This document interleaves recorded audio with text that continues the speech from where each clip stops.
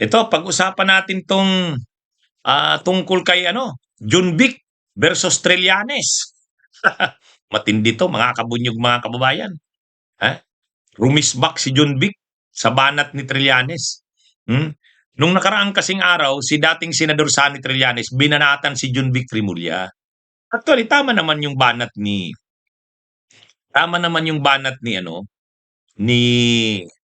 ah Junvic Rimulya, ni Trillanes kay Junvic Rimulya. Ito naman kasi si Junvic Rimulya, halos araw-araw na lang pa-interview eh. Lagi na lang press con, press briefing, naggi-guest sa mga radyo, sa mga programa sa TV. Ano yan matindi talaga. O, alam naman natin na binibuild up niya yung sarili niya. Inamin niya naman yan eh. Tinanong siya, may plano ba siyang tumakbo sa 2028? Sabi niya, posible yan. Pinag-aaralan ko yan. O, syempre gusto niya, pag nag-survey, malakas siya sa survey. Para lumakas siya sa survey, di dapat ngayon visible siya. Lagi siyang pinag-usapan, lagi siyang naririnig, lagi siyang nakikita. At ito na ngayon, pa-interview siya ng pa-interview. Eh, medyo napikon si Trillanes eh. Sabi ni dating Senador Sani Trillanes, bawas-bawasan mo naman yung pa-preskon mo. Kaya ang dami nang nawawala, ang daming nawawala, hindi mo naman nahahanap, hindi mo naaaresto eh. Inisa-isa ngayon ni Sentry, si Bantag, ayan, si Atong Ang.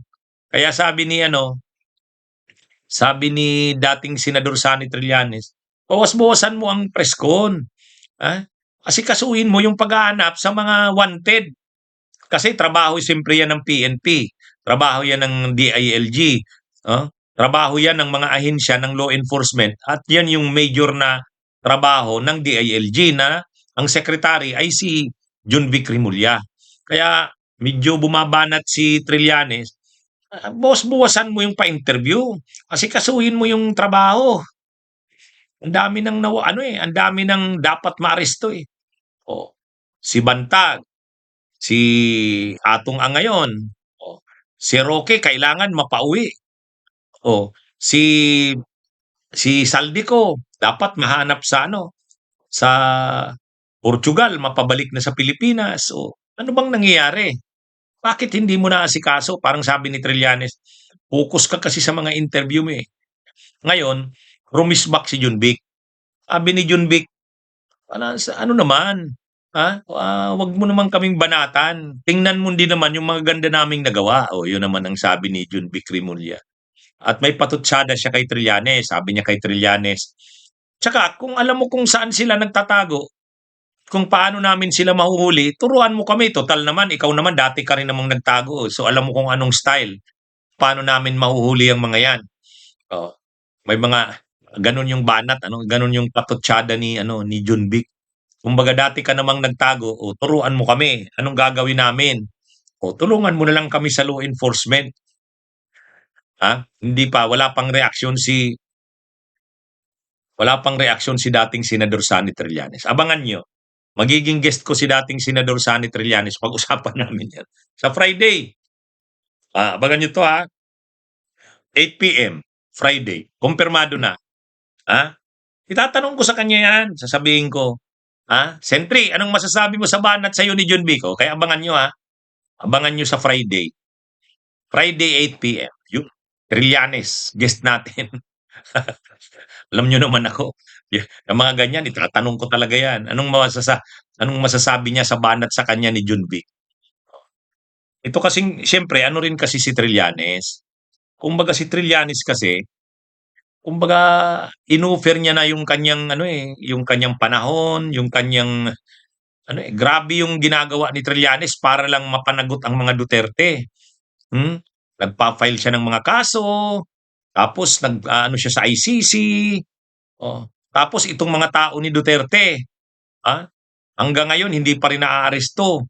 Tulad nila Roque, tapos kahit itong si Bantag, rin yan, identified din yan kay Duterte, hindi pa rin naaaresto. Itong si Atong Ang, may connection din yan kila Duterte. Hindi pa rin naaaresto. Kaya nagre-react na si Trillanes eh. Kumbaga, kanya-kanya tayong trabaho. Parang ibig nang sabihin niya ni Trillanes, Hindi nga siya opisyal ng gobyerno, ginagawa niya rin yung trabaho niya, eh. Nagagalit na sa kanya ang mga Duterte dahil talagang kinakasuhan niya, matitindi ang mga kasong sinasampa niya. So dapat sa part naman ng law enforcement, gawin din nila yung part nila. Kaya ay ang problema panay panay paano, eh, pa-epal, pa-interview. Kaya nga sinasabi ni dating Senador Sonny Trillanes, "Ako wala na akong planong tumakbo sa 2028. Hindi ako tatakbong senador.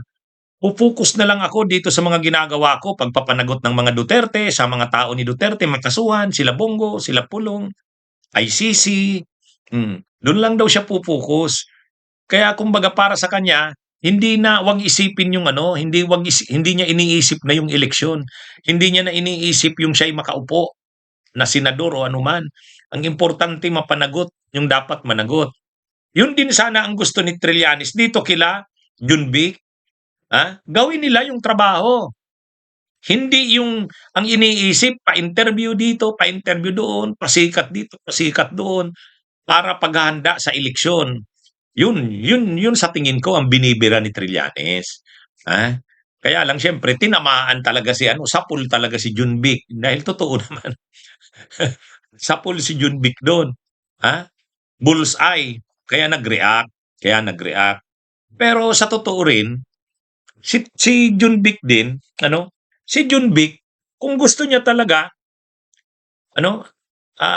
kung gusto niya talagang sumikat siya, i-accomplish niya yung mission niya, 'di ba? I-accomplish niya yung yung trabaho niya.